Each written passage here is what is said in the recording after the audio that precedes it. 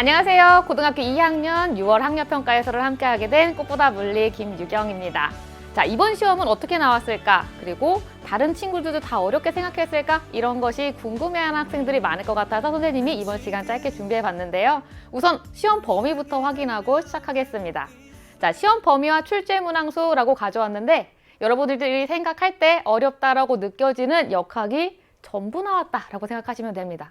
물론 특수 상대성 이론도 역학에 포함이 되지만 친정한 역학, 물체의 운동을 기술하는 것은 딱 여기까지라고 생각을 한다면 전부 나왔다라고 볼 수가 있겠죠.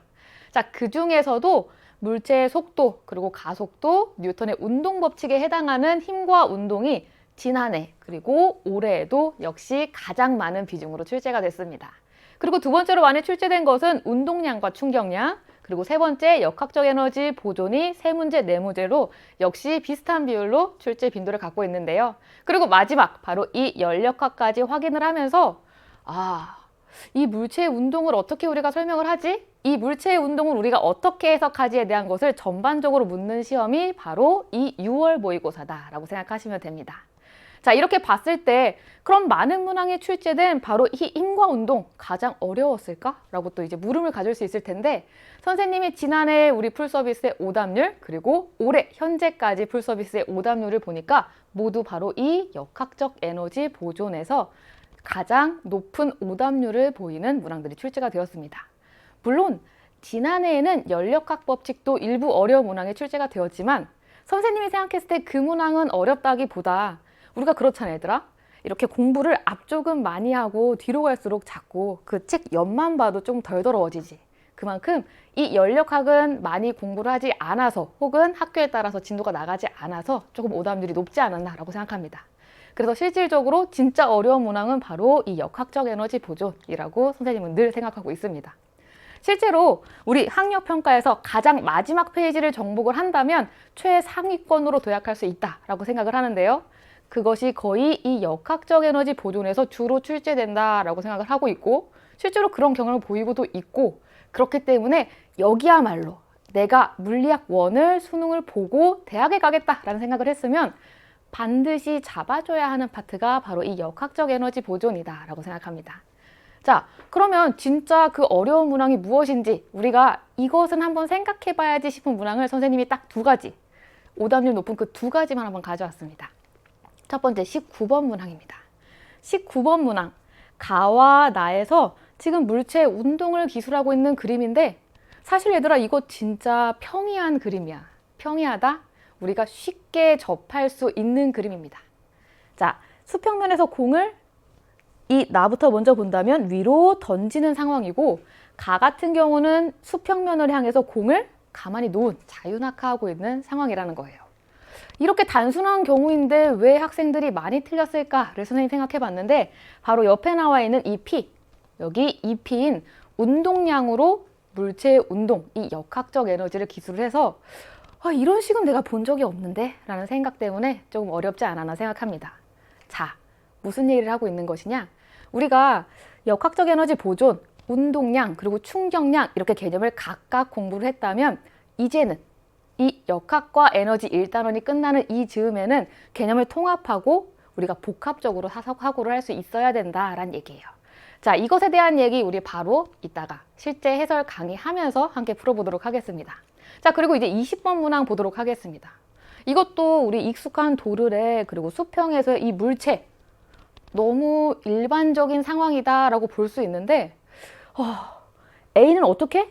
수평에 따라서 운동을 하고 있고 B는 올라가고 있고 C는 내려오고 있는 상황에서 그림을 보자마자 머리가 하얘졌을 수도 있어요.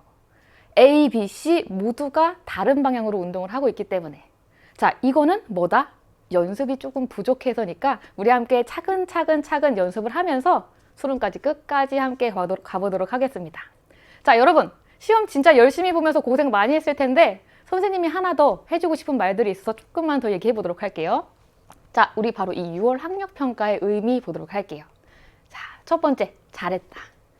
우리 3개월 동안 3월부터 개학해서 시험을 잘 봤다면 진짜 열심히 한 거니까 너 정말 잘했어. 나 진짜 잘했어. 수고했어. 라는 의미로 칭찬을 해줬으면 좋겠다라는 거고 내가 원하는 점수는 아닌 것 같은데 싶더라도 나 잘하고 있어. 잘하고 있다. 이렇게 격려를 해주란 얘기예요.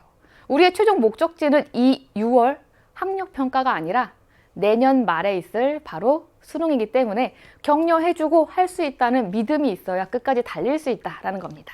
그리고 마지막, 잘 할 것이다. 얘들아, 내 스스로 나를 믿지 않는다면 누가 날 믿어주겠어? 남이 믿어주는 것보다 내가 스스로 믿어주는 것이 훨씬 더 큰 효과를 발휘하니까 이번 점수가 정말 만족스럽지 않더라도 할 수 있어. 그 믿음으로 끝까지 공부하시길 바랄게요. 자, 이 정도 의미만 가지면 될 것 같고, 그리고 이 시험 범위를 또 생각을 해보면 역학과 에너지로 봤을 때 가장 많은 비중으로 아마 시험이 치러진 시험이 이 6월 모의고사지 않나 싶습니다. 왜?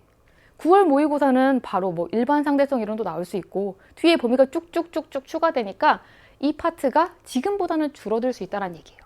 하지만 얘기했지, 20번 그리고 19번은 누구의 차지다? 바로 이 1단원의 차지라는 것.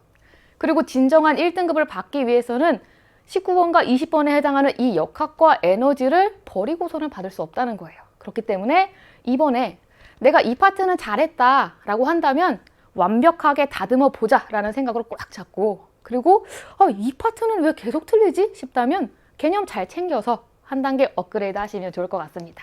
자, 그리고 마지막 세 번째, 그럼 우리 뭐 하지? 라고 생각한다면 기말고사 끝나자마자 바로 탄탄하게 개념 잡고 마지막 기회라는 생각으로, 그리고 개념만 가지고는 절대 우리가 문제를 풀 수 없다는 거 한 학기 공부하면서 느꼈죠. 무언가 시험지와 그리고 개념과는 조금의 그 괴리가 있다는 것을. 그래서 다양한 문제 풀이로 꼭 시간을 충분히 확보해서 해봐야 된다라는 것. 이것이 바로 6월의 학력평가의 의미라고 생각하고 나의 점수에 일희일비하지 않았으면 좋겠습니다. 자, 그럼 정말 마지막 하고 싶은 얘기 해보도록 할게요. 자신의 역량을 함부로 의심하지 말 것. 우리가 서 있는 이 6월 학력평가라는 것은 최종 도착지가 아닙니다. 우리가 열심히 그 도착지까지 뛰어가는 그 여정 중에 하나인데요.